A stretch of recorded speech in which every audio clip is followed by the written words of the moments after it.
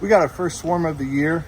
If you look above me, it's about 25 feet up, and it's April 5th, which is fairly early for swarms to be happening in our zone, which is a 6A USDA grow zone. But we've had multiple 70 and even 80 degree days. You'll see this swarm is about 25 feet up, which is going to make it very challenging to get up there, but I think we're up for the challenge.